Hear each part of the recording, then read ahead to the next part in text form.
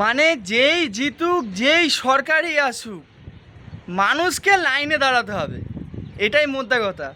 আগের সরকার ছিল টিএমসি সরকারের প্রকল্প ছিল লক্ষ্মী ভাণ্ডার।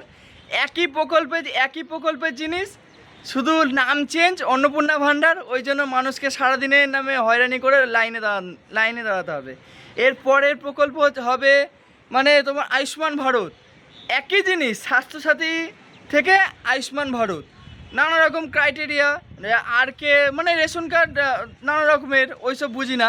কিন্তু ওই মানুষকে সারাদিনের নামে এখন দেখছি মানে লাইনে দাঁড়াচ্ছে, মানে এক একটা স্থানে এক একটা জায়গাতে, যেসব জায়গাতে হচ্ছে সেই সব জায়গাতে কি বিশাল লাইন সারাদিনের নামে। এই গরমের মধ্যে মানুষ হয়রানি হচ্ছে, আদৌ পাবে কি পাবে না তারা সেটাও জানে না, কিন্তু ওই লাইনে দাঁড়াতে হচ্ছে।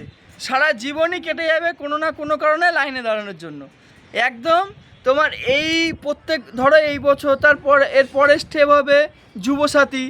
এর মমতা ব্যানার্জির টাইমটা ছিল যুবসাথী, এরপরে বিজেপি সরকারের যুবশক্তি।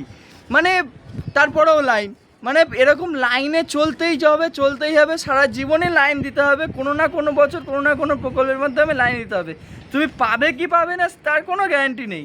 আর লাস্ট জীবনে মরে যাওয়ার পরে তোমাকে লাইনে দাঁড়াতে হবে। হ্যাঁ, কিন্তু তুমি লাইনে দাঁড়াবে না, তুমি আগুনে পোড়ানোর জন্য লাইন দাঁড়াতে হবে, তোমার ফ্যামিলির পিছনে লাইন দেবে। মানে তোমার লাইন ছাড়বে না, লাইনে তোমাকে দিতেই হবে। যেই সরকারি আসুক, যেই জিতুক, যেই আসুক, তোমাকে লাইন দাঁড়াতেই হবে।